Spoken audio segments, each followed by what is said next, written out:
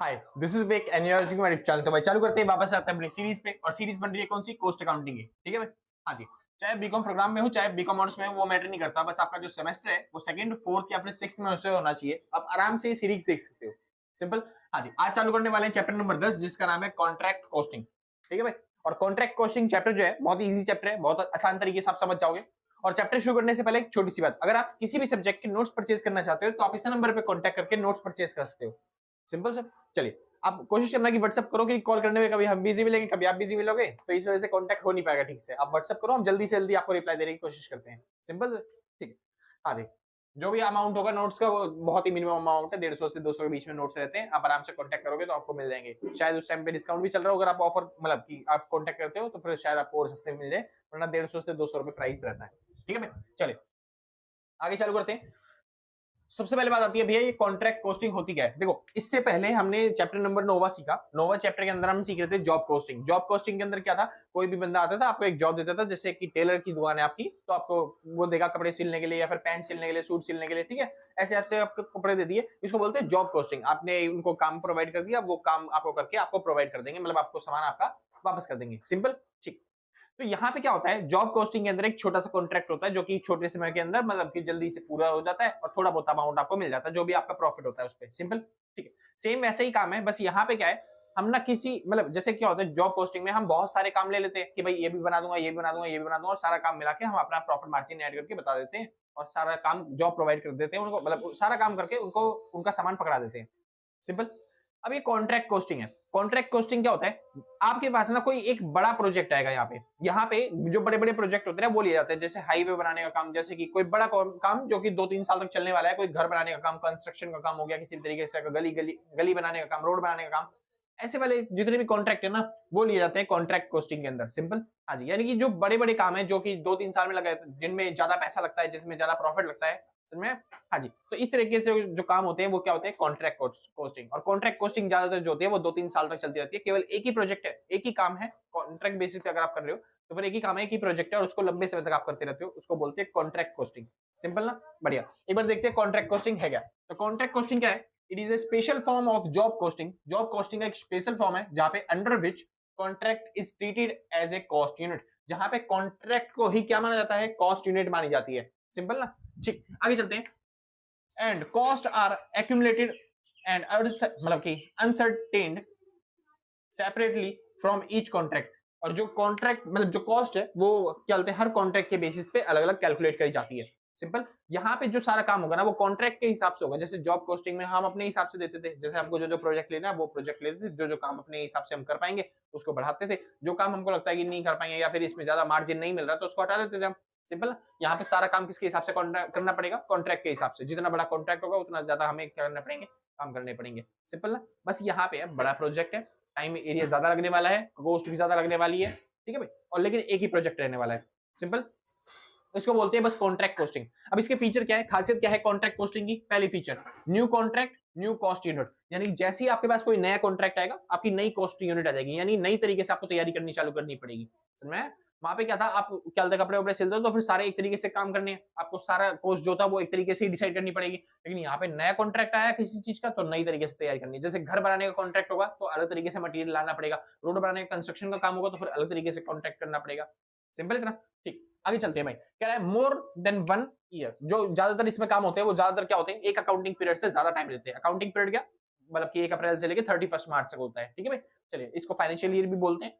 ठीक है, तो 1 साल से ज्यादा काम टाइम लगता है इसमें। उसके बाद वर्क ऑन कॉन्ट्रैक्ट बेसिस। जो काम होता है वो किसके बेसिस पे होता है, कॉन्ट्रैक्ट बेसिस पे होता है। सिंपल। ऐसा नहीं होता कि काम आप क्या बोलते हैं, कई बार होता है कि काम जो होता है इतना बड़ा हो जाता है, कई बार क्या बोलते हैं जो पेमेंट होती है वो एक बार में नहीं आती, मतलब कि बीच बीच में आती है। जैसे आप देख लो, घर बनाने के लिए आपने किसी को पेमेंट दे दी या फिर ठेकेदार को आपने बोल दिया आप घर बनाओगे, तो वो एक बार ऐसे नहीं होगा कि पूरी 3 मंजिल का घर बना देगा अपना सारा पैसा लगा के फिर उसके बाद आप पेमेंट करोगे। नहीं, हमें क्या बोलता है बीच बीच में भी देने पड़ते हैं उसको थोड़े से पेमेंट, समझ, ताकि वो मोटिवेट रहे या फिर उसको क्या बोलते हैं बजट का कोई इशू ना बने उसे। सिंपल। वो सब कॉन्ट्रैक्ट में लिख दिया जाता है। तो क्या कह रहा है यहाँ पे, कह रहा है वर्क ऑन कॉन्ट्रैक्ट बेसिस। काम किसके बेसिस पे होता है, कॉन्ट्रैक्ट बेसिस पे होता है। समझ में? जैसे टेलर की दुकान पे कॉन्ट्रैक्ट बेसिस पे काम होता नहीं है, तो आपने काम कर दिया, उसमें जो भी उसको चेंजेस करवाने आप आराम से करा सकते हो। लेकिन यहाँ पे सारा काम क्या होता है, बड़े प्रोजेक्ट पे, तो इस वजह से सारा काम ज्यादातर क्या होगा, कॉन्ट्रैक्ट बेसिस पे काम होगा। आगे चलते हैं। इसके अंदर 2 पार्टीज होती हैं। पहली पार्टी का नाम होता है कॉन्ट्रैक्टर और दूसरी पार्टी का नाम होता है क्या, कॉन्ट्रैक्टी। जो कॉन्ट्रैक्टर होता है वो कॉन्ट्रैक्ट लेता है, यानी काम करने की जिम्मेदारी लेता है, बिजनेसमैन होता है एक तरीके से, जो काम करके प्रोवाइड करेगा आपको, ठीक है। कॉन्ट्रैक्टर क्या होता है, जिसको वो काम चाहिए, इसलिए वो बोलता है कॉन्ट्रैक्टर को कि मेरे को ये प्रोजेक्ट बना के दो जिसके लिए मैं आपको पेमेंट करूंगा, सिंपल, ठीक है। जैसे बायर होता है, सेलर होता है, तो ये सेलर है, माल बनाने के बेचने वाला कॉन्ट्रैक्टर, और ये कॉन्ट्रैक्ट ही है जो क्या बोलते हैं माल बनवा रहे हैं, सिंपल। चलिए आगे चलते हैं। अगला आता है लेबर कॉस्ट इज मतलब चार्ज डायरेक्टली। जो लेबर कॉस्ट होती है ना वो उसके अंदर डायरेक्टली चार्ज करी जाती है। जैसे आपने देखा होगा पिछली बार जो जॉब पोस्टिंग किया था वहां पे ज्यादातर जो लेबर कॉस्ट थी वो इनडायरेक्टली चार्ज करी जाती है। हम बार बार ओवरहेड कर रहे थे वहां पे कि ओवरहेड दिया जाएगा, लेकिन यहाँ पे ऐसा कुछ नहीं होता। यहाँ पे केवल डायरेक्ट मटेरियल लिया जाता है, डायरेक्ट लेबर ली जाती है, यानी जो भी लेबर कॉस्ट होती है ना वो सीधा डायरेक्टली होती है, कोई भी इनडायरेक्ट लेबर कॉस्ट या फिर लेबर मटेरियल नहीं होता, सिंपल। चलिए आगे चलते हैं भाई। बात आती है डिफरेंस जॉब पोस्टिंग और कॉन्ट्रैक्ट पोस्टिंग में, ठीक है भाई। जो आपने पिछला चैप्टर पढ़ा जॉब पोस्टिंग के बारे में, और जो आप ये वाला चैप्टर पढ़ रहे हो कॉन्ट्रैक्ट पोस्टिंग के बारे में, इनमें डिफरेंस क्या है छोटा सा समझती है। जो जॉब पोस्टिंग होती है वो ज्यादातर जो होता है ना वो फैक्ट्री वर्क होता है, यानी कि आपको फैक्ट्री के अंदर जाके काम करना पड़ेगा, एक दुकान होगी, एक शॉप होगी, वहां पे बैठ के आपको काम करना पड़ेगा। लेकिन जो कॉन्ट्रैक्ट पोस्टिंग होता है ना इसके अंदर जो आपको काम करना पड़ता है वो कहाँ पे करना पड़ता है, एक साइट पे जाके काम करना पड़ता है, जहां पे वो काम जरूरत है उस चीज की। जैसे रोड बनाने की जरूरत है तो अपने घर में बैठे बैठे रोड तो बना नहीं पाओगे, तो आपको वहां पे जाना पड़ेगा साइट पे, तो वहां पे जाके काम करोगे। घर बनाने की जरूरत है तो आपको साइट पे जाना पड़ेगा और वहां पे जाके घर बनाओगे, सिंपल। तो इस साइट पे काम होता है वो फैक्ट्रीज वर्क होते हैं, ठीक है भाई। स्मॉलर कॉन्ट्रैक्ट होता है और यहाँ पे मतलब कि लार्जर कॉन्ट्रैक्ट होता है, मतलब वहां पे जो कॉन्ट्रैक्ट होता है उसका ड्यूरेशन हो गया या फिर उसका पैसा हो गया या फिर अमाउंट जो हो गया वो छोटा होता है। और यहाँ पे जो होता है कॉन्ट्रैक्ट वो क्या होता है, बड़ा कॉन्ट्रैक्ट होता है, सिंपल। उसके बाद नीड ऑफ जॉब, यहाँ पे जॉब क्या होती है, लार्ज जॉब मिलती है, मतलब कि आपको काम जो होगा ना वो बहुत बार मिलेगा। जैसे कि अगर आपने मान लो छोटे छोटे जॉब्स हैं, जैसे आप टेलर हो तो टेलर के टाइम पे आपको एक दिन में हो सकता है कि आपके पास 10-10 पैंट आ जाए बनाने के लिए, एक दिन में हजारों पैंट आ जाए बनाने के लिए। तो फिर आपके पास जो जॉब होगी, मतलब हर एक इवेंट को हम जॉब मानते थे वहां पे, हर एक पैंट बनाने का जो ऑर्डर आया उसको हम जॉब मानते थे, तो वहां पे जो जॉब होगी आपके पास बहुत सारी होगी। लेकिन यहाँ पे जो जॉब होगी वो केवल बहुत कम होगी इस जॉब। जैसे आपके पास कोई कॉन्ट्रैक्ट आया और वही कॉन्ट्रैक्ट आप 2-3 साल तक फॉलो करने वाले हो, तो आपके लिए जॉब केवल एक ही है, बस वही कॉन्ट्रैक्ट फॉलो करना है, तो आपका वही काम है मेन, ठीक है। तो वहां पे नंबर ऑफ जॉब क्या होते हैं ज्यादा और यहाँ पे नंबर ऑफ जॉब क्या होते हैं कम, लेकिन उनका साइज क्या होता है स्मॉल और इनका साइज क्या होता है बड़ा, सिंपल। चलिए आगे चलते हैं। कह रहा है टाइम मतलब टाइम ड्यूरेशन कितना होता है, तो यहाँ पे टाइम ड्यूरेशन होता है शॉर्ट, यानी कि छोटे समय के लिए काम करता है वो, मतलब कि छोटा टाइम पीरियड होता है उसका। और यहाँ पे कॉन्ट्रैक्ट का टाइम पीरियड क्या होता है, बहुत बड़ा होता है, बड़े लेवल पे काम कर रहे होते हैं, 2-3 साल तक कॉन्ट्रैक्ट चलता है, ठीक है भाई। इंडायरेक्ट कॉस्ट क्या होती है यहाँ पे, हाई होती है, मतलब कि ज्यादातर मैंने बताया था उसमें खर्चे क्या होते हैं इंडायरेक्ट वाले होते हैं, तो इस वजह से इंडायरेक्ट कॉस्ट वहाँ पे हाई होती है। यहाँ पे कॉन्ट्रैक्ट बेसिस पे आपने काम कर रखा है तो इस वजह से ठेके पे दे रखा है, जो भी खर्चा होगा वो ठेकेदार आपको बता देगा, हाँ जी इतना खर्चा होगा। तो सीधी बात यहाँ पे जो इंडायरेक्ट कॉस्ट होती है वो क्या होती है, कम पड़ती है। ज्यादातर कॉस्ट कौन सी होती है, डायरेक्ट कॉस्ट होती है। इसलिए जो मैंने बताया लेबर का भी खर्चा होता है वो भी हम कैसे ट्रीट करते हैं यहाँ पे, डायरेक्टली। तो सीधी बात यहाँ पे डायरेक्ट कॉस्ट क्या होती है ज्यादा और इंडायरेक्ट कॉस्ट क्या होती है कम, सिंपल। ये डिफरेंस था किसके अंदर, जॉब कॉस्टिंग और कॉन्ट्रैक्ट कॉस्टिंग में। अगर आपके एग्जाम में आया आप आराम से कर लोगे, सिंपल। हाँ न्यूमेरिकल भी आएगा सर इसका, और न्यूमेरिकल तो पक्का पक्का आएगा, तो फिर उसके करेंगे। इसके लिए पहले थोड़ा सा कंसेप्ट समझते हैं, ठीक है भाई। चलिए अब कॉन्ट्रैक्ट, ज्यादातर जो कॉन्ट्रैक्ट है ना वो बनते हैं परसेंटेज बेसिस पे। किस पे बनते हैं, परसेंटेज बेसिस में। क्योंकि समझिए फॉर एग्जांपल आपने मान लो एक कॉन्ट्रैक्ट लिया कि मैं एक आपका घर बनाऊंगा, तो आपने घर बनाने का कॉन्ट्रैक्ट ले लिया कि आप जो घर बनेगा ना वो मान लेते हैं 50 लाख के अंदर बनेगा, कि आपका घर जो है 50 लाख में बन जाएगा, सिंपल। चलिए तो जो कॉन्ट्रैक्ट है वो हिसाब लगाएगा कि 40 लाख तो इसके अंदर घर बनाने का खर्चा है और 10 लाख रुपए क्या है मेरा प्रॉफिट है, सिंपल। कॉन्ट्रैक्टर ने हिसाब लगाया, कॉस्ट जो पड़ रही है सामान की वो 40 लाख की बन रही है और 10 लाख क्या हो गया मेरा प्रॉफिट हो गया, इसलिए 50 लाख का क्या हो गया कॉन्ट्रैक्ट हो गया, सिंपल। लेकिन जो कॉन्ट्रैक्ट है इस तरह के कॉन्ट्रैक्ट ज्यादातर बेसिकली क्या होता है वो लंबे समय के लिए होते हैं, 2-3 सालों तक चलते हैं, सिंपल। और मान लो 2-3 साल तक चल रहा था ये वाला कॉन्ट्रैक्ट भी, तो 6 महीने बाद ही क्या हो गया, कुछ गवर्नमेंट की पॉलिसी आ गई या फिर कोई चेंजेस हो गए, क्योंकि बिजनेस एनवायरनमेंट चेंज होता रहता है। तो गवर्नमेंट की पॉलिसी आ गई जिसकी वजह से एकदम से कॉन्ट्रैक्ट क्या हो गया, चेंज हो गया, और जो चीजों के प्राइस है ना वो बहुत ज्यादा बढ़ गए हैं।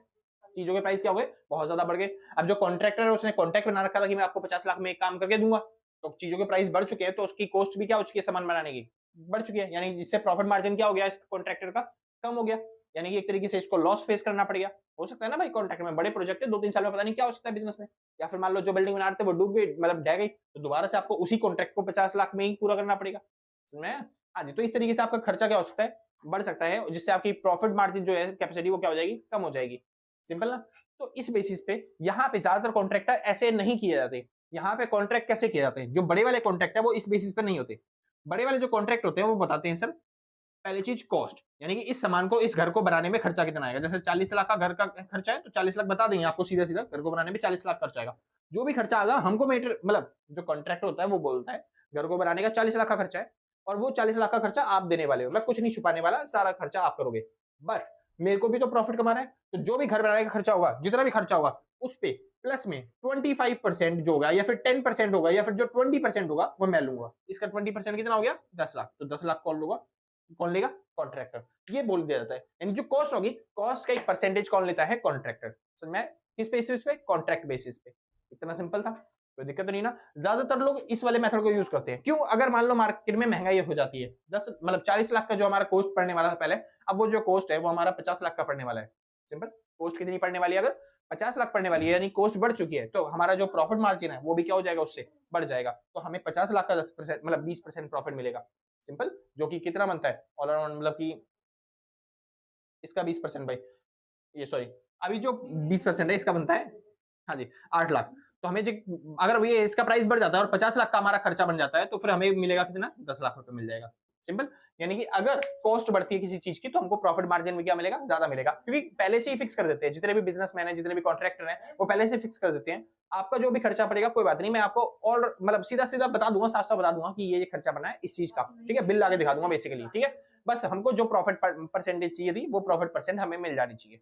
सिंपल ना, कोई दिक्कत तो नहीं ना। हाँ जी, तो ज्यादातर कॉन्ट्रैक्ट इस बेसिस पे होते हैं, और इसी बेसिस के कॉन्ट्रैक्ट को बोला जाता है क्या, कॉस्ट प्लस कॉन्ट्रैक्ट। क्या बोलते हैं, कॉस्ट प्लस कॉन्ट्रैक्ट। तो कॉस्ट प्लस कॉन्ट्रैक्ट क्या होता है, इसके अंदर कॉस्ट प्लस में प्रॉफिट जो होता है वो जुड़ा होता है। कॉस्ट प्लस कॉन्ट्रैक्ट मतलब एक ऐसा कॉन्ट्रैक्ट जहां पे कॉस्ट और प्रॉफिट दोनों की दोनों दिखाए जाते हैं, लेकिन जो प्रॉफिट होता है वो किस बेसिस पे होता है, प्रॉफिट होता है परसेंटेज ऑफ टोटल कॉस्ट, यानी जो भी टोटल कॉस्ट होता है उसके परसेंट पे। सिंपल, इतना समझ में आ गया ना, बढ़िया। अब बात आती है इसके एडवांटेज, ऐसे कॉस्ट कॉन्ट्रैक्ट बनाने का फायदा क्या है, ऐसे कॉन्ट्रैक्ट बनाने का फायदा क्या है। यहाँ पे देखिए एकदम से, क्योंकि हमको पता है रिस्क क्या हो सकता है, तो हम 50 लाख की जगह इसका मान सकते हैं भाई 80 लाख, क्योंकि मान लो हम घर बना रहे हैं, 40 लाख का हमारा खर्चा है, मैंने कितना मांगा, 80 लाख, और घर अगर ढह गया, मतलब कि खराब हो गया, तो हमें वही उतने में ही 50 लाख में ही पूरा करना पड़ेगा। तो इस वजह से हम प्रॉफिट मार्जिन अपना थोड़ा सा ज्यादा लेके चलते हैं। अगर प्रॉफिट मार्जिन ज्यादा लेके चलेंगे, तो जो कस्टमर होगा उसके लिए नुकसान हो जाएगा, वो सोचेगा 40 लाख में तो घर में खुद बनवा लूं किसी और से, ये तो ये मेरे से तो 80-80 लाख मांग रहा है। समझ में, वो ये थोड़ा ना समझता कि घर ढह जाएगा तो फिर क्या होता है, इसी को झेलना पड़ेगा।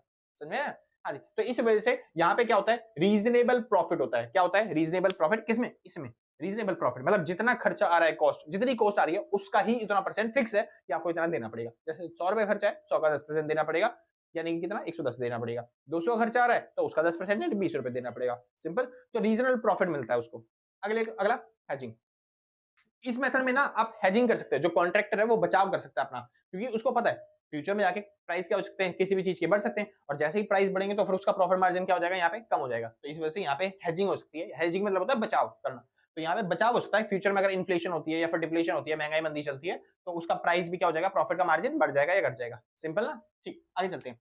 कस्टमर पेइंग रीजनेबल प्रॉफिट, जो कस्टमर होता है वो केवल किसके लिए पे कर रहा है, रीजनेबल प्रॉफिट, मतलब जितना आप माल, मतलब जितना आप सामान करोगे, बनाओगे, जितना आप कॉन्ट्रैक्शन मतलब काम पूरा करोगे, उसी के बेसिस पे आपको क्या मिलने वाला है, प्रॉफिट मिलने वाला है। तो जो कस्टमर है वो केवल क्या पे कर रहा है, एक परसेंटेज पे कर रहा है, एक रीजनेबल प्राइस, एक रीजनेबल प्रॉफिट पे कर रहा होता है। इसको कस्टमर मतलब की कॉन्ट्रैक्टर को। तो कस्टमर हैज राइट टू क्या बोलते हैं, कॉस्ट ऑडिट, मतलब कि जो कस्टमर है उसके पास राइट होता है पूरे तरीके से कि वो कॉस्ट ऑडिट कर सकता है। जैसे इसके अंदर वो कॉस्ट ऑडिट नहीं कर सकता। जैसे मैंने बनाया, मैं आपको घर बना दूंगा, लेकिन कितने में, 80 लाख में। मैं आपका घर बना दूंगा कितने में, 80 लाख में, लेकिन वो बोलेगा भैया आपने 80 लाख रुपए कहाँ खर्चे वो दिखाओ। तो क्या इसमें मैं बिल दिखा पाऊंगा, क्योंकि मैंने घर एक्चुअल में तो बनाया था 40 लाख में या फिर 50 लाख में, मैं तो बिल दिखा नहीं पाऊंगा। लेकिन यहाँ पे मैं आराम से बिल दिखा सकता हूँ, और बल्कि मैं बिल दिखाऊंगा क्योंकि उसी बिल के कॉस्ट, मतलब जो भी कॉस्ट होगा, जो भी खर्चा होगा, उसी का तो मेरे को परसेंटेज में प्रॉफिट मिलने वाला है। तो जितना मैं खर्चा करूंगा वो सारा का सारा खर्चा मैं दिखाऊंगा, यानी एक तरीके से जो बंदा है, जो कस्टमर है, वो क्या कर सकता है, कॉस्ट ऑडिट करवा सकता है कि भाई एक्चुअल में इतना खर्चा हुआ है या फिर खर्चा इतना नहीं हुआ है, और उसी बेसिस पे मेरे को प्रॉफिट मिलेगा। सिंपल ना, तो यहाँ पे कस्टमर कॉस्ट ऑडिट कर सकता है, कॉस्ट चेक कर सकता है कितना खर्चा हुआ है। तो ये सब फायदे हैं इसके। सिंपल, बात आती है इस एग्रीमेंट के, इस कॉन्ट्रैक्ट के डिसएडवांटेज क्या है, क्या नुकसान है इस एडवांटेज के। तो जो कॉन्ट्रैक्टर होता है उसको रीजनेबल प्रॉफिट मिलता है। यहाँ पे प्रॉफिट हो सकता है बहुत सारा, लेकिन यहाँ पे क्या होता है, बस एक रीजनेबल प्रॉफिट होता है, पहले ही फिक्स होता है कितना प्रॉफिट मिलेगा। तो बाद में दुख होता है यार, क्या काश मैंने एक्स्ट्रा मांग लिया होता उस पैसे, उस चीज का। सिंपल, उसके बाद यहाँ पे क्या होता है, जो कॉन्ट्रैक्टर होना कई बार धोखाधड़ी करते हैं, वो फालतू में ही कॉस्ट क्या कर देते हैं, किसी भी चीज की बढ़ा देते हैं, यानी कि वो कॉस्ट कंट्रोल करते ही नहीं। कहीं पे अगर ज्यादा पैसा लगाया तो ज्यादा लगा देते हैं, कोई दिक्कत नहीं। जहां पे मेरे को पैसा बचा सकता था, वो कॉन्ट्रैक्टर क्या होता है, बचाता ही नहीं है। जैसे फॉर एग्जाम्पल के तौर पर मैंने कहीं से घर बनवाने के लिए सरिये मंगवाए। अब सरिये जो है वो 1 लाख रुपए का सरिया आता था, मान लेते हैं 1 लाख, हाँ ठीक है, मान लेते हैं 1 लाख का सरिया आता था। अब वो सरिया जो है वो पास वाली दुकान से लेता था, फिर 1 लाख में आ जाता। लेकिन कॉन्ट्रैक्टर ने जानबूझ के अपने रिश्तेदार से किसी बड़े दुकान वाले से वहां पे गया और 4-5 लाख रुपए में सरिया लेके आया। तो यहाँ पे क्या होता है, वो कॉस्ट कंट्रोल नहीं करते, वो जिस तरीके से बनता है बना देते हैं, क्योंकि उनको जितनी ज्यादा कॉस्ट होगी उतना ज्यादा क्या मिलने वाला है, प्रॉफिट मिलने वाला है। तो इस वजह से वो वेस्टेज को भी कंट्रोल नहीं करते और वो कॉस्ट को भी कंट्रोल नहीं करते, वो होने देते हैं वेस्टेज जो हो रही है, क्योंकि जितना ज्यादा खर्चा बढ़ेगा उतना ज्यादा हमें क्या मिलने वाला है, प्रॉफिट मिलने वाला है। सिंपल। ये कॉन्ट्रैक्टर, तो इस यहाँ पे ना हमें देखना पड़ता है खड़े होकर बार बार कि भाई वो काम ठीक से हो रहा है या नहीं हो रहा, कहीं वेस्टेज तो नहीं हो रही, यहाँ पे खुद को देखना पड़ता है कॉन्ट्रैक्टी को। ठीक है, आगे चलते हैं। कस्टमर हैव टू पे हाई कॉस्ट और प्लस में हाई प्रॉफिट, ये प्लस का निशान है भाई। तो कस्टमर को क्या पे करना पड़ता है, हाई कॉस्ट और हाई प्रॉफिट। अगर खर्चा, क्योंकि इस कॉन्ट्रैक्ट के अंदर हम वो तो देखते नहीं कॉन्ट्रैक्ट कुछ, तो कुछ कस्टमर होता है अगर वो देखता नहीं है, सुपरवाइज नहीं करता वहां पे, तो उसको क्या पे करना पड़ सकता है, हाई कॉस्ट पे करनी पड़ती है और हाई प्रॉफिट भी पे करना पड़ता है। सिंपल। ऐसे कॉन्ट्रैक्ट्स में कोई दिक्कत तो नहीं। यहाँ पे खत्म होता है सर थ्योरी वाला पार्ट। अब चालू करना है आपको न्यूमेरिकल वाला पार्ट, और न्यूमेरिकल वाले पार्ट के लिए कुछ कंसेप्ट्स हैं जो आपको याद होने चाहिए, पिछले वाले टॉपिक से बिल्कुल हटके है, बिल्कुल अलग है। तो यहाँ पे आपको कुछ नए कंसेप्ट हैं जिसके बारे में आपको पता होना चाहिए। सिंपल। चलिए शुरू करते हैं। इंपॉर्टेंट फॉर्मूला जो आपको याद होना चाहिए, जो समझ में आना चाहिए, जो पता होना चाहिए। ठीक है भाई, आगे चलते हैं। क्या रहा है भाई, ये रिटेंशन है। ठीक है, क्या रहा है, रिटेंशन मनी। अब ये रिटेंशन मनी क्या होता है, रिटेंशन मनी होता क्या है समझिए। मैंने किसी को कॉन्ट्रैक्ट दे रखा है कि घर बनाना है, और 50 लाख का कॉन्ट्रैक्ट है आपका, 50 लाख में आपको क्या करना है, घर बनाना है। सिंपल। ठीक। लेकिन आप सुनिए, अब मैंने उससे डिसाइड कर लिया कि भाई आधा घर बना लोगे तो मैं आधी पेमेंट करूंगा, और फिर बाकी का आधा घर बना दोगे, मतलब बाकी पूरा घर बना दोगे। जैसे मान लो घर बनने में मेरे को पता है कि मेरे को कितने साल लगेंगे, मेरे को पता है कि मेरे को मेरा ये जो घर बनना है इसको बनने में 3 साल लगेंगे। सिंपल। तो 3 साल में मेरा घर बनेगा, तो मैंने बोला 1.5 साल बाद अगर आप आधा घर बना दोगे तो फिर मैं आपको आधी पेमेंट कर दूंगा, बाकी 1.5 साल बाद जब आप पूरा घर बना दोगे तो मैं बाकी पूरी पेमेंट कर दूंगा, मतलब 50% पैसा मिलेगा 50% काम करने के बाद। सिंपल। इस तरीके से हमने डील कर ली, कोई दिक्कत नहीं। अब ये रिटेंशन मनी क्या होता है वो समझा रहा हूँ। देखिए, तो मान लेते हैं घर आधा बन गया और क्या बोलते हैं 1.5 साल हो गए, तो 1.5 साल बाद जब मैं चेक करने गया तो मेरा घर आधा बन चुका था। हाँ जी, काम परफेक्ट है। लेकिन खुद सोचिए, अगर मैं उसको 1.5 लाख, मतलब मैंने जो 50 लाख का कॉन्ट्रैक्ट किया था, 50 लाख का अमाउंट यानी 50% काम हो चुका है, यानी मैं 25 लाख उसको अगर पेमेंट कर देता हूं, तो हो सकता है उसने 1.5 साल काम किया और उसने 25 लाख की पेमेंट ली और वो भाग गया, बाकी का जो काम था वो कर ही नहीं रहा। में उसने 25 लाख रुपए लिए और वो चला गया, और बाकी का काम कर नहीं रहा, वो आधा घर बनाया और उतने पे वैसे ही रह गया। तो हो सकता है कि फ्यूचर में वो छोड़ के चला जाए। तो इस वजह से हम उसको कभी भी पूरी पेमेंट नहीं करते, कभी भी, मतलब कि साल, मतलब जब भी कॉन्ट्रैक्ट पूरा नहीं होता जब तक, तब तक हम पूरी पेमेंट उसको नहीं करते। हम उसका पैसा थोड़ा सा बचा के रखते हैं। जैसे उसके बनते हैं 50 लाख आधा यानी 25 लाख, तो हम पहले से ही उसको पेमेंट करेंगे केवल 20 लाख की, यानी प्रॉफिट एंड लॉस में डालेंगे कितना अमाउंट, 20 लाख रुपए की हम पे करेंगे, 20 लाख रुपए, और बाकी के जो 5 लाख रुपए होगा वो हम डाल देते हैं अपने रिजर्व में। समझ में, कि रिजर्व में जब पूरा काम हो जाएगा तो ये रिजर्व का भी अमाउंट जो होगा आपको आपके बाकी अमाउंट के साथ मिल जाएगा। सिंपल। ऐसे थोड़ा पैसा अपने साथ क्यों रखते हैं, ताकि मतलब थोड़ा पैसा अपने पास क्यों रखते हैं, क्योंकि अगर पूरा अमाउंट दे देंगे तो फिर वो हो सकता है कि चला जाए, काम ना करे आगे। ठीक है भाई, उसको इतने की जरूरत है बस, खाली इतने में चला जाए वो। सिंपल ना, तो ताकि वो बंदा वापस आए और पूरा काम करे, 5 लाख के लालच में वो बाकी का काम पूरा करके जाएगा। तो इस वजह से हम थोड़ा पैसा अपने पास रिजर्व में रखते हैं। उसी पैसे को क्या बोलते हैं हम, रिटेंशन मनी। क्या बोलते हैं, रिटेंशन मनी। तो रिटेंशन मनी क्या होता है, जब हम किसी को कोई कॉन्ट्रैक्ट देते हैं और वो आधे पे वो काम कर देता है, तो हमने गारंटी जो दी थी जितना अमाउंट देने की, थोड़ा पैसा उसे देते हैं और थोड़ा पैसा उसे नहीं देते, जो नहीं देते उसे रिजर्व में ट्रांसफर देते हैं, उसी को क्या बोलते हैं हम, रिटेंशन मनी। आप फॉर्मूला समझते हैं सर, क्या है, वैल्यू ऑफ वर्क सर्टिफाइड, जो भी आपने वर्क सर्टिफाइड किया है समझिए ध्यान से। फॉर एग्जांपल मान लो मैंने कितने कॉन्ट्रैक्ट बनवाया था, 50 लाख का, है ना, और मैंने बोला था मैं आधे साल पे आके चेक करूंगा, आधे साल पे आपका 2.5 लाख का, मतलब 25 लाख का जो काम है वो हो जाना चाहिए। ठीक है, तो ये हो गया वर्क सर्टिफाइड। मैंने कितने का वर्क सर्टिफाइड करवाया, 25 लाख का, कि काम हो चुका है, बाकी 25 लाख का भी काम पूरा होना बाकी है। तो 25 लाख का वर्क सर्टिफाइड हो चुका है, बस उसमें से आपको क्या मैनेज करना है, कैश रिसीव्ड, जितना उस बंदे को कैश मिल गया। सिंपल। जैसे 25 लाख में से मैंने उसको कितना दिया, 20 लाख दिया बस खाली, तो 25 में से 20 गए, कितना बच गया, 5 लाख रुपए। वही 5 लाख क्या हो गया उसके लिए, रिटेंशन मनी। सिंपल। अच्छा, यहाँ पे हम कॉन्ट्रैक्टर के हिसाब से नहीं, कॉन्ट्रैक्टर के हिसाब से सोचेंगे, मतलब कॉन्ट्रैक्टर के हिसाब से। तो कॉन्ट्रैक्टर जैसे मैं हूँ, कोई क्लाइंट मेरे पास आया, तो उसने बोला था कि भाई 50 लाख का घर है, 25 लाख का सामान, मतलब घर बना दोगे, आधा घर बना दोगे तो हम 25 लाख दे देंगे। तो मैं जब गया 25 लाख लेने के लिए, तो उसने मेरे को खाली 20 लाख दिए, कह लेंगे 5 लाख तब दोगे जब पूरा घर बना देंगे। इसमें जो 5 लाख उन्होंने मेरे रखे उसी को क्या बोलेंगे हम, रिटेंशन मनी। इतना समझ में आ गया, क्लियर भाई। आगे चालू करते हैं। अब इसमें दो वर्ड आते हैं, वर्क सर्टिफाइड और वर्क अनसर्टिफाइड। अब देखो, कुछ काम होता है जो सर्टिफाइड हो चुका है, कुछ काम जो होता है वो वर्क अनसर्टिफाइड है, पूरा नहीं हुआ। जैसे उस कॉन्ट्रैक्टर ने, मैंने 50 लाख का कॉन्ट्रैक्ट दिया था कि आपको क्या 50 लाख का घर बनाना है मेरा, सिंपल। अब उसने जैसे 25 लाख का बना दिया था, उसने एक्चुअल में बनाया था 30 लाख का, लेकिन मैंने क्या बोला था कि 1.5 साल बाद मैं आऊंगा और मैं चेक करूंगा, जितना काम पूरा हुआ उसने पैसे दूंगा, सिंपल। तो मैंने जाके चेक किया तो काम पूरा कितने का हुआ था, बस खाली मेरे को पसंद कितने का आया, बस खाली 25 लाख का। तो यही वर्क सर्टिफाइड है और इसी के बेसिस पे पैसे मिलते हैं। जो काम वर्क सर्टिफाइड नहीं करूंगा मैं, या फिर मेरे को जो पसंद नहीं आएगा, मैं उसके पैसे थोड़ी ना दूंगा उसको, सिंपल। तो जो पेमेंट मिलती है वो हमेशा किसकी मिलती है, वर्क सर्टिफाइड की, कभी भी अनसर्टिफाइड वर्क की या फिर खराब काम की आपको पेमेंट करने की जरूरत नहीं है, सिंपल ना भाई। ठीक, तो वर्क सर्टिफाइड आपको मिलेगा बहुत बार, वर्क सर्टिफाइड दे रखा है, वर्क अनसर्टिफाइड दे रखा है। मतलब हमने कॉन्ट्रैक्ट किया था 50 लाख का, जिसमें से उसने 30 लाख का काम किया, लेकिन भाई काम तो 30 लाख का हो गया, लेकिन हम पेमेंट किस चीज की करेंगे, जितना हमको पसंद आएगा। हमको 25 लाख का काम पसंद आया, हम उसकी पेमेंट करेंगे। बाकी काम पसंद नहीं आया भाई, तोड़वा के दोबारा बनवाओ, ठीक है भाई, तब उसकी पेमेंट करी जाएगी, अभी नहीं, क्योंकि मेरे को पसंद नहीं आया, सिंपल में। चलिए, अब ये बात आती है नॉशनल प्रॉफिट क्या होता है। जो नॉर्मल प्रॉफिट होता है उसी को नॉशनल प्रॉफिट बोलते हैं। प्रॉफिट कैसे निकलता है, जैसे मैं कॉन्ट्रैक्टर हूं, मैंने 50 लाख का कॉन्ट्रैक्ट लिया कि 50 लाख का घर बनाना है, लेकिन वो घर मैंने बना दिया 40 लाख में, तो 10 लाख का प्रॉफिट हो गया, इसी को हम बोलेंगे क्या, नॉशनल प्रॉफिट, सिंपल। कैसे निकलेगा भाई, जो भी वर्क सर्टिफाइड है उसमें से माइनस करना है क्या, cost of work till date, उस टाइम तक जो भी काम किया है उसमें से माइनस करना है क्या, cost of work completed but not certified, उस काम जो मैंने वर्क अनसर्टिफाइड वाला काम है वो माइनस कर दो। मतलब छोटा सा फॉर्मूला है, आपको अकाउंट करते करते, मतलब जब हम अकाउंट करेंगे तो यही नॉशनल प्रॉफिट हमें निकालना है, सबसे मेन चीज यही है जो हमें निकालना है, समझ में। जब हम अकाउंट बनाएंगे सबसे मेन चीज प्रॉफिट ही निकालना है, और प्रॉफिट निकालना मैं अच्छे तरीके से समझा दूंगा, फॉर्मूले की जरूरत नहीं पड़ेगी आपको।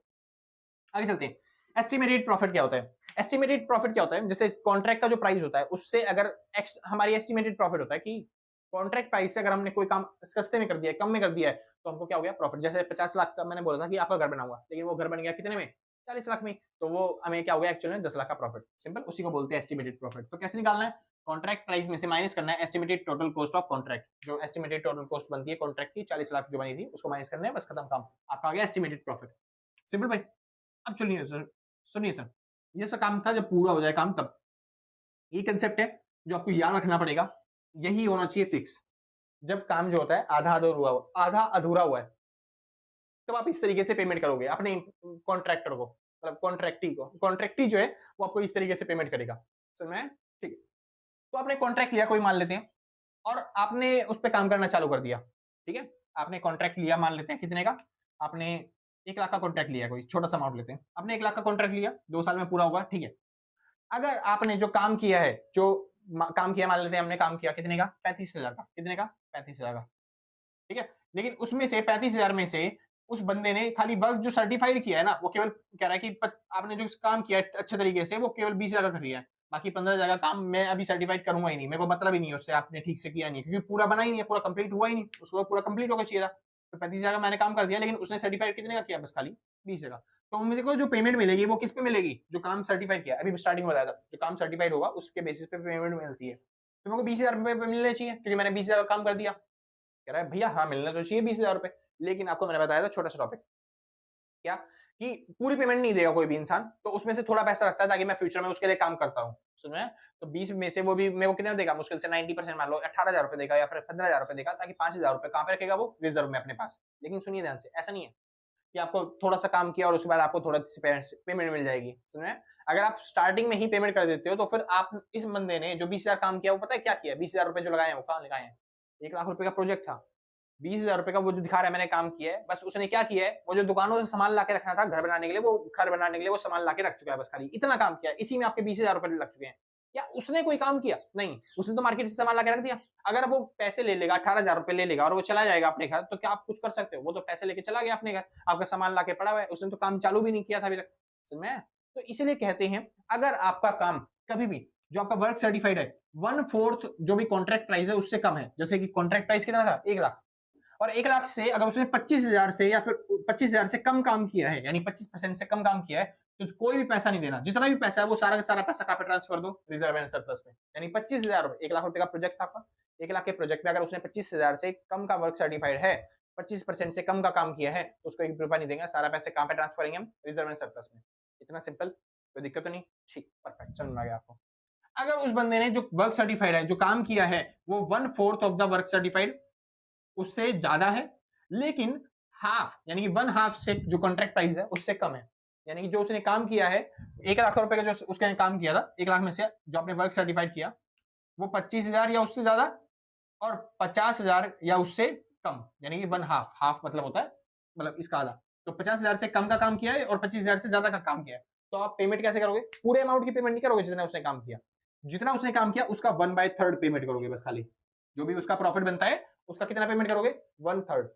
समझे? जिसमें उसने 50,000 का काम किया तो जो प्रोजेक्ट होगा ना उसका 1/3 काम मतलब की प्रॉफिट देंगे, यानी कि जो आपका प्रोजेक्ट था 1 लाख का था उसका 1/3 मतलब कितना हो गया? 33,000। तो 33,000 के आसपास आपको उसको पेमेंट करनी है और पूरा 33,000 भी पेमेंट नहीं करेंगे। 33,000 का जितना हमने बोला था कि हम थोड़ा सा पैसा रिजर्व में रखेंगे और थोड़ा सा पैसा उसको देंगे, यानी कि क्या 90% हम अपना कैश में रख रहे हैं। जैसे यहाँ पे कैश बटे में वर्क कंप्लीट रेशियो दे देगा कि कितना पैसा हम उसको रिजर्व में देंगे और मतलब रिजर्व में रखेंगे और कितना पैसा हम एक्चुअल में देंगे। हम 80% देंगे काम पूरा होने का, या फिर हम 20 मतलब 50 से लेके 90 के बीच में होता है वो, ठीक है भाई? तो इतना पैसा उसको देंगे। सिंपल, ठीक। अभी समझाता हूँ भाई न्यूमेरिकल के साथ और अच्छे समझ में आ जाएगा। बस खाली आप याद रखो मेन चीज, अगर 1/4 से काम कम किया है उसने, मतलब कि 1/4 भी काम कंप्लीट नहीं किया तो कुछ भी प्रॉफिट नहीं देना, सारा प्रॉफिट कहाँ पे जाएगा? रिजर्व में, सरप्लस में। 1/4 से ज्यादा काम कर दिया और हाफ से उसने कम काम किया है तो अब आपको कितना देना है? 1/3। सिंपल, प्रॉफिट का कितना? 1/3 और मल्टीप्लाई में जो आपको कैश रिसीव्ड होगा उतना, ठीक है? उसके बाद आपको कितना मिल, अच्छा देना नहीं बोल रहा हूँ, मिलने वाला, क्योंकि आप कॉन्ट्रैक्टर हो ना, आप पैसे लोगे काम करने के बदले में, ठीक है? उसके लिए अकाउंट बनाना है, ठीक है? वर्क सर्टिफाइड अगर एक 1/2 से ज्यादा है, यानी आपने 75% तक या फिर 80% तक काम कर दिया है, तब आपको कितना पैसा मिलने वाला है? 2/3 ऑफ द प्रॉफिट। जो भी आपका प्रॉफिट है उसका कितना मिलेगा? 2/3 मिलेगा। सिंपल। और अगर आपको लॉस हो गया, क्या हो गया? लॉस, तो लॉस को कहां पे ट्रांसफर दिया जाएगा? प्रॉफिट एंड लॉस अकाउंट के अंदर। सिंपल, तो दिक्कत नहीं। प्रॉफिट हो रहा है तो अब इस तरीके से प्रॉफिट मिलेगा आपको, लेकिन अगर आपको लॉस हो गया तो फिर आप लॉस को ट्रांसफर कर दोगे कहां पे? प्रॉफिट लॉस अकाउंट में। सिंपल भाई, कोई दिक्कत नहीं। बस ये कंसेप्ट है जो आपको याद रखना है कि प्रॉफिट किस तरीके से एडजस्ट करना है, ये प्रॉफिट एडजस्टमेंट का काम है। और ये कुछ वर्ड्स थे जो आपको याद रखने पड़ेंगे। रिटेंशन मनी क्या होती है, वर्क सर्टिफाइड क्या होता है, वर्क अनसर्टिफाइड क्या होता है, नॉशनल प्रॉफिट क्या होता है, समझ में आया? क्योंकि मैं यहाँ पे भी जो प्रॉफिट बोल रहा हूँ नॉशनल प्रॉफिट ही बोल रहा हूँ, जो कि आपको समझ में आएगा क्या होता है, ठीक है? नॉर्मल प्रॉफिट को नॉशनल प्रॉफिट बोलते हैं यहाँ पे। सिंपल इतना बढ़िया। तो एक न्यूमेरिकल लेते हैं फटाफट से छोटा सा, और उसके बाद आपको समझाता हूँ अच्छे तरीके से कि कैसे करना है, क्या करना है। बहुत छोटा क्वेश्चन आता है, बहुत सिंपल सा क्वेश्चन आता है, ठीक है? आप जल्दी से कर लोगे फटाफट से, बहुत ईजी चैप्टर है वाला। तो चालू करते हैं न्यूमेरिकल्स, ठीक है भाई? अच्छा, अगर आपको वीडियो अच्छी लग रही है तो लाइक से सब्सक्राइब करके पक्का जाना, और आपने पहले तक रखा है तो सच बता रहा हूँ भाई साहब, दिल से, कलेजों से, गुर्दों से, फेफड़ों से, सही के अंग से थैंक यू आपको, ठीक है? और आपने पहले नहीं कर रखा तो कोई बात नहीं, आराम से कर दियो, बाद में कोई आफत नहीं आ रही है। हम भी यही हैं, आप भी यहीं हैं, मिलते हैं आपके एग्जाम के बाद, है ना भाई? ठीक, और आराम से कर दियो बाद में, कोई दिक्कत नहीं है। चलिए भाई, फटाफट से दूसरा टॉपिक चालू करते हैं। न्यूमेरिकल आपके करते हैं, जल्दी से आपको समझ में आ जाएगा अच्छे तरीके से, ठीक है?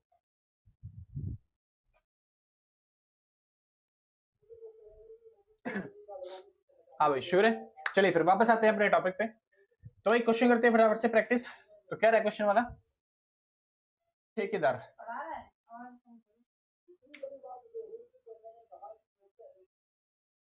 शुक्र है भाई। चलिए शुरू करते हैं, ठीक है भाई? तो क्वेश्चन आता है, क्वेश्चन क्या रहा है? ठेकेदार एक्सेप्ट ए कॉन्ट्रैक्ट, मतलब हम ठेकेदार हैं और हमने एक्सेप्ट किया एक contract for construction of A building, एक बिल्डिंग कंस्ट्रक्शन के लिए। चलिए, उसका पूरा प्राइस कितना है? 10 लाख, यानी जो कॉन्ट्रैक्ट है वो 10 लाख का है। द कॉन्ट्रैक्टी एग्री टू पे 90% ऑफ द वर्क सर्टिफाइड, यानी कि कॉन्ट्रैक्टी जो है, यानी जो मालिक है जिसने हमें कॉन्ट्रैक्ट दिया है, वो एग्री हो गया है कि जितना भी हम काम करेंगे, जितना भी वर्क मतलब जितना भी हम काम करेंगे उसका नहीं, मतलब जितना भी हम वर्क सर्टिफाइड करवाएंगे, जैसे हमने कुछ काम कर दिया उसमें से उसने बोल दिया हाँ भाई ठीक है इतना काम हो गया, परफेक्ट हो गया, ठीक है, सही हो गया, तो उसका वो 90% हमें जो है वो अमाउंट पे कर देगा। जैसे 10 लाख का कॉन्ट्रैक्ट है, हमने 2.5 लाख का काम कर दिया, 2.5 लाख में से भी अगर वो 2 लाख का भी अगर सर्टिफाइड कर देता है हाँ जी ये बढ़िया काम हो गया, ठीक है, तो फिर वो 2 लाख का क्या कर देगा हमें पेमेंट, मतलब उसका 90% मतलब जो अमाउंट होगा वो हमें पे कर देगा। चलिए कोई बात नहीं, ठीक, आगे चलते हैं। क्या है? हाँ जी, during the first year amount spent work, मतलब कि जो पहला साल था, पहले साल में ही हमने कुछ खर्चे किए, तो वो खर्चे क्या है, मतलब कि अभी जो कॉन्ट्रैक्ट है वो 2-3 साल चलेगा, तो इस वजह से हमने जो पहले साल है कुछ खर्चे किए हैं, पहले साल हमने कुछ खर्चे किए तो वो खर्चों की डिटेल दे रखी है और इस तरीके से आपको काम करना है, ठीक है? क्या क्या दे रखा है? मटेरियल पे आपने खर्चा किया 1,20,000, लेबर पे खर्चा किया 1,50,000, मशीनरी पे खर्चा किया 30,000 का, मतलब 30,000 की मशीनरी हमने लगाई वहां पे, ठीक है? उसके बाद अदर एक्सपेंसेस, बाकी एक्सपेंसेस हमने किए कितने के? 90,000 रुपए के, ये सब सामान हमने खर्चा किया है वहां पे, ठीक है? आगे चलते हैं। लेकिन ऐसा तो है नहीं हमने मशीन लगा दी कितने की? 30,000 रुपए की। अब जो 30,000 की मशीन वहां पे लगा दी है तो फिर वो पहले साल में खराब हो गई होगी, अगले साल में नई मशीन लानी पड़ेगी, ऐसा तो है नहीं। वो जो मशीन है वो आगे भी चलने वाली है, सिंपल ना, तो उसका भी हिसाब किताब लगा के चलेंगे, ठीक है? कितना डेप्रिसिएशन लगेगा बस खाली वो लिखेंगे वहां पे खर्चों में अपने, ठीक है? कह रहा है at the end of the year, कह रहा है साल के एंड में the machinery was valued at 20,000, machinery साल के एंड में कितने की बची है? 20,000 की। देखो मशीनरी लगाई कितने की थी? 30,000 की, और मशीनरी की वैल्यू कितनी बची हुई है? 20,000 रुपए बची हुई है, यानी कि हमने मशीनरी जो यूज करी है पहले साल वो कितने की यूज करी है? 10,000 की। वही डेप्रिसिएशन है, वही एक्चुअल में खर्चा है जो कि हम दिखाने वाले हैं वहां पे, सिंपल।